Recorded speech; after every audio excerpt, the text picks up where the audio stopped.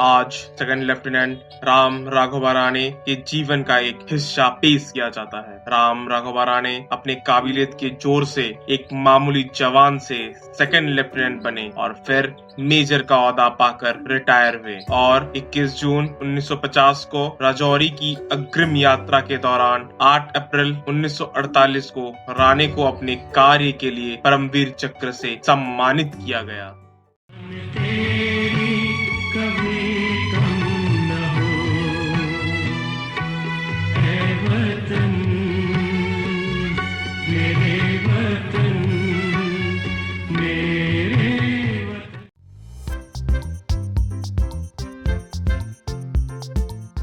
तो पहले जान लेते हैं उनके बचपन के बारे में। राम राघवा राणे का जन्म 26 जून 1918 को कर्नाटक के चंदेरी गांव में एक कोंकणी भाषी मराठी परिवार में हुआ था। वह कर्नाटक के उत्तर कन्नड़ जिले के चंदेरी गांव के एक पुलिस कांस्टेबल राघोबा पीर राणे के बेटे थे। राणे की प्रारंभिक शिक्षा ज्यादातर जिला स्कूल में हुई थी। उनके पिता के बार बार ट्रांसफर के कारण उनकी शिक्षा थोड़ी अव्यवस्थित भी रही थी। 1930 में वह असहयोग आंदोलन से बहुत ज्यादा प्रभावित हुए, जिनसे ब्रिटिश शासन के भारतीय स्वतंत्रता के लिए अभियान चलाया। आंदोलन में उनकी भागीदारी ने उनके पिता को चिंता में डाल दिया, जो परिवार को चेंदिया से अपने पैतृक गांव वापस ले आए।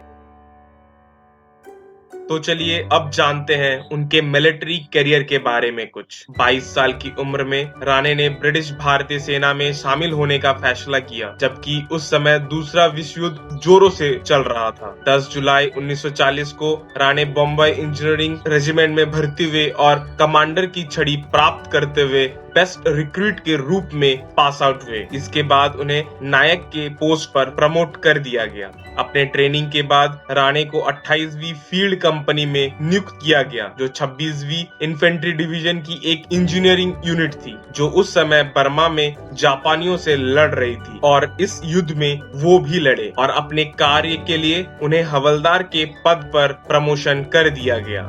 राणे को बाद में एक जमादार के रूप में वाइसरॉय का कमीशन मिला, जो आज के समय नायब सूबेदार के पद के बराबर है। उनकी दृढ़ता और नेतृत्व के गुण के लिए राणे को विभाजन से पहले ही शॉर्ट सर्विस कमीशन के लिए चुन लिया गया था। 1947 अपने देश की स्वतंत्रता के बाद राणे नए भारतीय सेना में बने रहे और 15 सितंबर 1947 को कोर ऑफ इंजीनियरिंग में सेकंड लेफ्टिनेंट के रूप में नियुक्त हुए।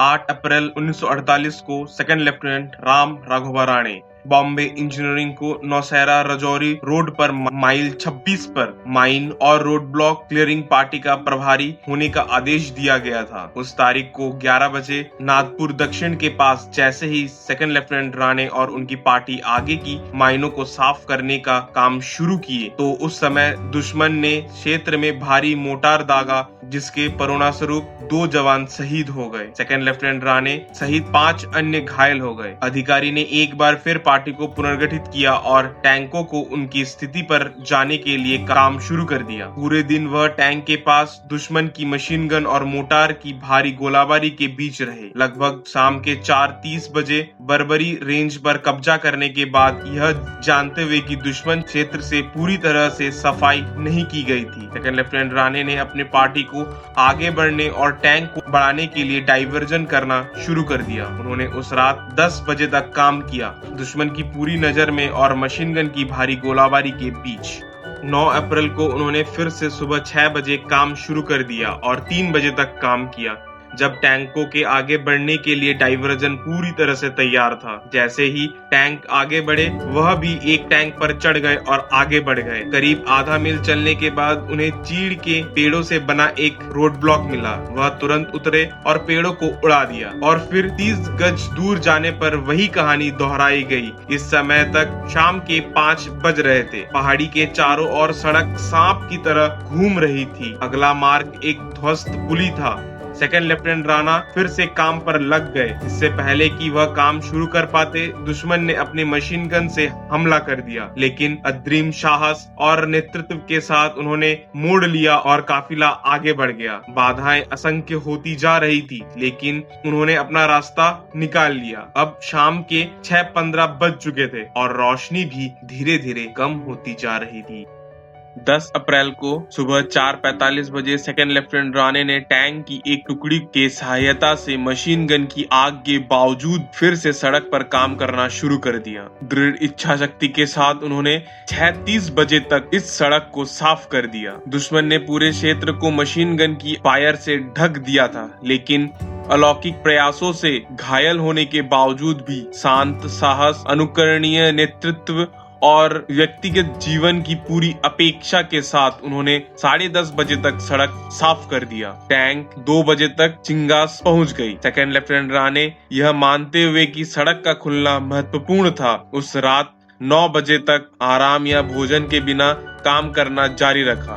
11 अप्रैल को फिर से सुबह 6 बजे काम शुरू कर दिया और सुबह 11 बजे तक चिंगास के लिए सड़क खोल दिया। उन्होंने रात 10 बजे तक काम किया और सड़क को खोलने में सहायता किया। 8 अप्रैल से 11 अप्रैल तक के दौरान उन्होंने राजौरी में भारतीय सेना को अग्रिम होने में महत्वपूर्ण योगदान दिया। अपने काम से न केवल पाकिस्तानी सेना को लगभग 500 लोगों की जान गई और कई अन्य घायल हो गए, बल्कि चिंगास और राजौरी के क्षेत्र में कई नागरिकों को भी बचाया। 21 जून 1950 को सेकंड लेफ्टिनेंट राम राघोबा राणे को उनके अनुकरणीय साहस और उनके वीरता के लिए उन्हें परमवीर चक्र से सम्मानित किया गया।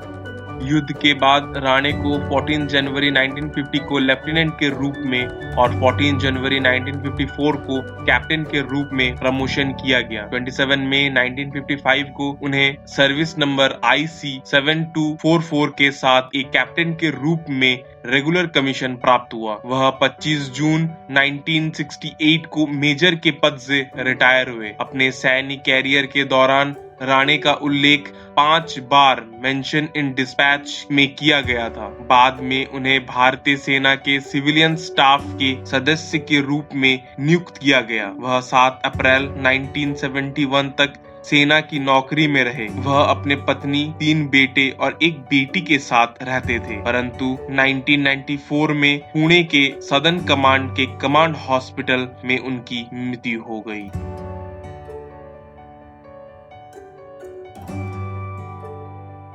Don't forget to like, share and subscribe. Oh, press the bell icon also to get all the notifications.